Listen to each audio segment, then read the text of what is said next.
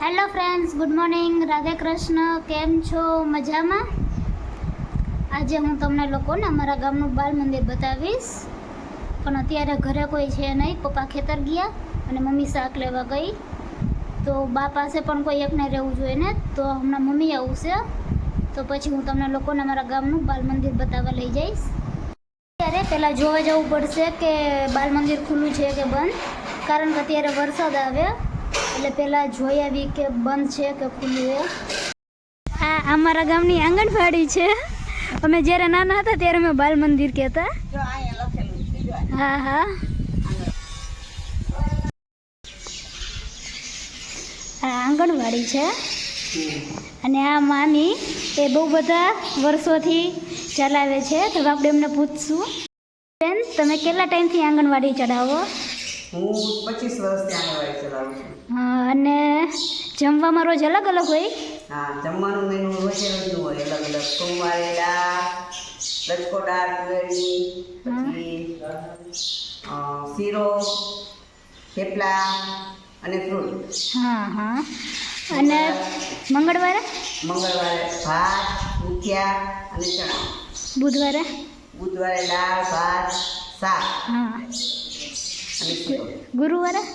ગુરુવારે દાળ, ભાત, ઢોકળા અને ચણા, સુખડી. હા. શુક્રવારે ભાત અને ઢોકળા. શુક્રવારે લચકો દાળ, તુવેરની, થેપલા અને સુખડી. શનિવારે ઢોકળા. ખાટા ઢોકળા હા અને ગળ્યા પુંડા અથવા ગળી ભાખરી. હા હા. એ અમારું મેનુ અઠવાડિયાનું. હા હા. અને એ તમે રમત પણ રમાડો? રમત છોકરાને રમાડી. પછી એમાં રમત ભાગ 1 છે, ચોપડી ભાગ 2 છે, બાળકોને ઉમર હા હા. ચિત્રપોથી છે, કલર છે, પછી વિવિધ પ્રકારના બધા રમકડા છે. હા. પછી અમારે બાળ ગીત ગવડાવી.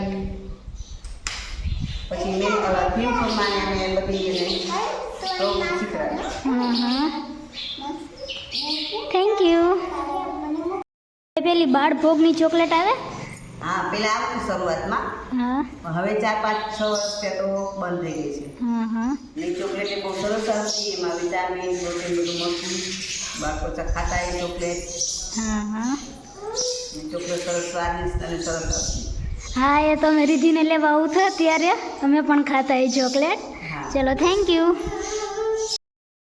Bye bye. આ અમારા ગામનું જૂનું બસ સ્ટેશન છે. અને આ પાણીના ટાંકા પણ. તો એ અમારા ગામની આંગણવાડી હતી. પણ અમે જ્યારે નાના હતા ને ત્યારે અમે એને બાલ મંદિર જ કહેતા. તો મારાથી બાલ મંદિર કહેવાય ગયું, પણ એને આંગણવાડી કહેવાય. બહુ મજા આવતી. અમે પણ પહેલાં જતા. હજી તો હું પહોંચી તે મારી પાછળ કાયડીને એની માં આવી. તો આપણે એમને પહેલાં રોટલી નાખીશું. આ કાયડી.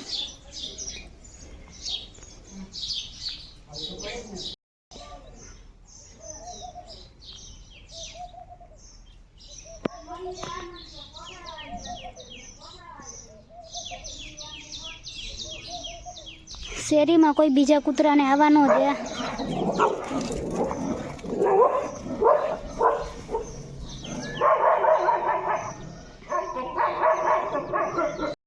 રોટલી તો કાયડું જ ખાઈ ગયું. એમની મમ્મીને ન ખાવા દીધી, પોતે ખાઈ ગયું. અત્યારે ટાંકામાં સૌ પાણી નથી, તો પહેલાં હું મોટર ચાલુ કરવા જઈશ. અત્યારે અમારે લોકોને જમવાનું બની ગયું. અને આજે અમે લોકોએ જમવામાં દાળ ભાત, બટેટાનું શાક. કોઈ શાક આવતા નથી એટલે આજે પણ બટેટાનું શાક કર્યું. ટમેટા, ડુંગળી ને રોટલી. તો હવે અમે લોકો પહેલાં જમી લઈએ. અત્યારે અમે લોકો જમીને ફ્રી થઈ ગયા. અને હવે અમે થોડી વાર આરામ કરીશું.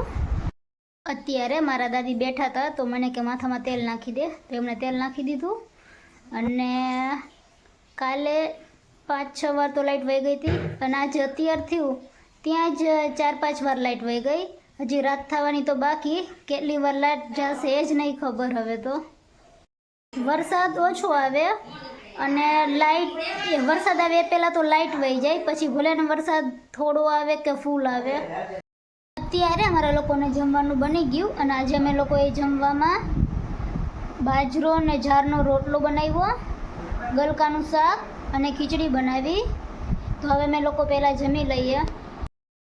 અમે લોકોએ પહેલાં મેં મારા દાદીને જમાડ્યા, પછી અમે લોકો જમવા બેઠા અને અત્યારે અમે લોકો જમીને ફ્રી પણ થઈ ગયા છીએ. તો આજનો બ્લોગ અહીં હું પૂરો કરું છું. તો મારી ચેનલને લાઈક કરો, શેર કરો, સબસ્ક્રાઈબ કરો. Good night, Radhe Krishna, thank you, bye bye.